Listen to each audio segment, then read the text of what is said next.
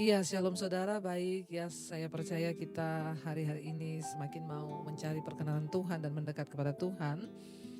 Hari ini firman Tuhan terambil dari Efesus pasal yang kelima, ayat yang ke-8 mulai saudara ya. Efesus pasal yang kelima ayat 8. Memang dahulu kamu adalah kegelapan, tetapi sekarang kamu adalah terang di dalam Tuhan. Sebab itu hiduplah sebagai anak-anak terang. Ya, firman ini berkata memang dahulu kamu adalah kegelapan, tetapi sekarang kamu adalah terang di dalam Tuhan, sebab itu hiduplah sebagai anak-anak terang. Saudara, firman Tuhan ini ditulis oleh Rasul Paulus bagi jemaat yang ada di Efesus. Ya, di sini Rasul Paulus berkata, dulu kamu itu memang orang-orang kegelapan. Dulu kamu hidup dalam kedurhakaan. Dulu kamu melakukan rupa-rupa kejahatan, tetapi sekarang kata Rasul Paulus, jangan lagi kamu bergaul atau berkawan dengan orang-orang yang seperti itu. Ya, karena pergaulan yang buruk itu merusak kebiasaan baik. Ya, tetapi sekarang kamu harus mulai berubah. Makanya firman Tuhan ini berkata, memang dahulu kamu adalah kegelapan, tetapi sekarang kamu adalah terang di dalam Tuhan. Ya, sebab itu hiduplah sebagai anak-anak terang. Kita semua tentunya adalah kegelapan dahulu sebelum kita mengenal Tuhan. Makanya saya banyak orang itu berkata, Bu, aduh terima kasih sekali sejak saya mengikuti khotbah-khotbah Ibu, saya baru mengerti tentang kebenaran dan bagaimana kita harus hidup sebagai anak-anak Tuhan. Ya saudara, ya sudah cukup lama dulu kita menjadi orang-orang kegelapan, tinggal dalam kegelapan, tidak mengerti kebenaran. Kita ikut melakukan hal-hal yang berbau kedurhakaan dan menyakiti hati Tuhan. Tapi firman ini berkata, ya tetapi sekarang kamu adalah anak terang di dalam Tuhan. Ya, setelah kita mengenal Yesus, menerima Dia sebagai Tuhan dan Juru Selamat, maka kita harus menyadari bahwa kita sudah diubahkan statusnya. Dari kegelapan sekarang menjadi orang-orang anak terang. Ya, sebab itu ketika kita sudah menjadi anak terang, kita wajib hidup sebagai anak-anak ya terang. Ya, bukan lagi yang anak-anak gelap, tetapi kita sekarang disebut anak-anak terang. Ya, jadi ingat ketika kita mengaku mengenal Yesus, ya, jadi kita ya hiduplah, wajib hidup sebagai anak terang, bukan anak gelap.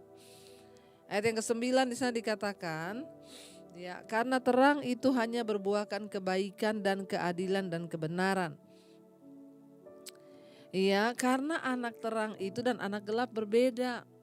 Anak terang itu ya buahnya adalah apa? Kebaikan. Anak gelap buahnya apa? Keburukan. Ya, anak terang itu berbuahkan apa? Keadilan. Kalau anak gelap itu apa? Ketidakadilan. Lalu anak-anak terang itu berbuahkan apa? Kebenaran. Ya, kalau anak-anak gelap itu berbuahkan apa? Ketidakbenaran atau kedurhakaan. Nah, kita yang mengaku sudah percaya Yesus, dibenarkan di dalam Dia menjadi anak terang, maka kita harus berbuah dalam hidup ini saudara. Ya, kalau tadinya kita suka ketemu orang bergosip, kita ikut bergosip, kita ketemu orang berantem, kita panasin.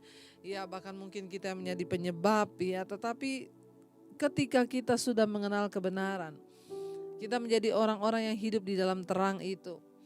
Dan anak-anak terang itu hanya ya buahnya itu apa? Kebaikan. Ya, buahnya itu apa? Ya, keadilan. Buahnya itu apa? Kebenaran. Waktu kita sudah menjadi anak terang, maka kita hanya melakukan hal-hal yang baik ya untuk kemuliaan Tuhan. Ya, karena kita sudah berpindah saudara dari hidup yang lama kepada hidup yang baru. Dan yang namanya orang itu diangkat dari gelap masuk kepada terang, itu pasti terlihat perubahan hidupnya. Ya, bukan cuma kita sekedar ada orang yang telepon saya, Bu, ya saya punya kakak itu udah pelayanan loh di gereja, Bu. Tapi kelakuannya, Bu, gak ada mencerminkan anak Tuhan. Ya, di rumah itu marah, kasar, memberontak sama orang tua, tapi dia pelayanan loh di gereja. Ini orang gelap tapi melayani pekerjaan Tuhan. Ngaku-ngaku hidup dalam terang padahal masih gelap. Kalau orang sudah dalam terang Tuhan itu buahnya itu apa? Keadilan, kebenaran, ya sama apa tadi dikatakan kebaikan. Ya, jadi kalau kita mengaku anak Tuhan tapi kita tidak berbuahkan kebaikan, ya keadilan dan kebenaran, maka maaf saudara, ya kita masih terdaftar dalam ya kerajaan setan bukan kerajaan Allah. Hanya ada dua pilihan di dunia ini, ya hidup benar atau gelap, ya benar atau salah, terang atau gelap. Ya kalau kita mau beralih kepada terang, ya maka ya memilikilah perilaku sebagai anak-anak terang yang berbuahkan kebaikan, keadilan dan kebenaran. Kalau dulu suka menggosipin orang, sekarang enggak, kita lebih menjadi orang-orang yang terus membawa kebenaran itu. Kalau dulu kita suka tersinggung, sekarang tidak lagi. Ya kita menjadi orang-orang yang mau menerima apa adanya dan tidak banyak bersungut-sungut. Dulu kita tukang marah-marah. Sekarang setelah kita bertobat menjadi anak terang, ya kita sudah tidak marah-marah lagi, kita sudah berpindah dalam hidup yang terang.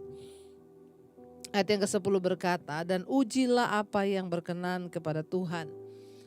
Ya mari kita uji apa yang berkenan pada Tuhan. Bagaimana caranya menguji, Bu? Ya ketika ada Roh Kudus dalam hidup kita, maka ketika kita melakukan sesuatu yang bertentangan dengan firman Tuhan, maka Roh Kudus itu akan berduka.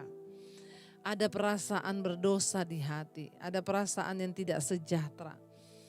Ya, mari uji ya apa yang berkenan pada Tuhan.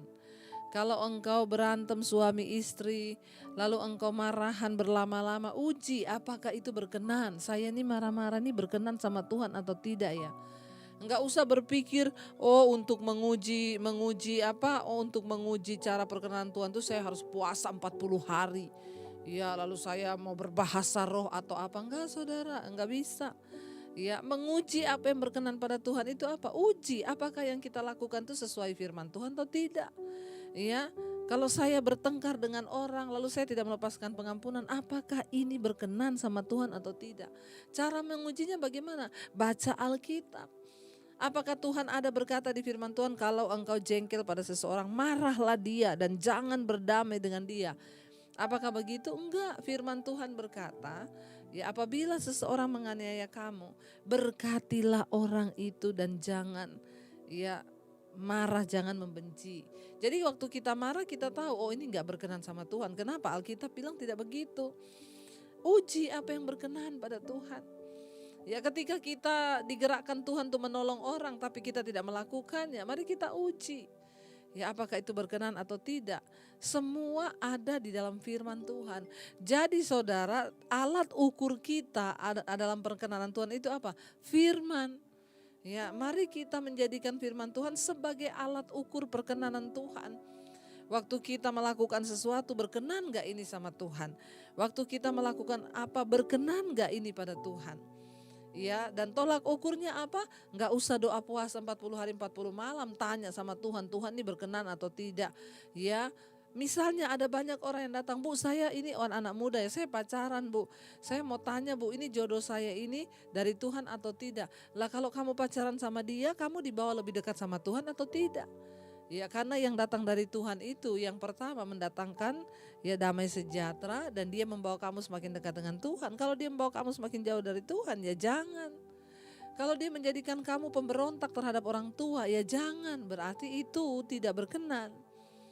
Mari kita menjadikan firman Tuhan sebagai tolak ukur, alat ukur untuk kita menguji perkenanan Tuhan dalam hidup kita.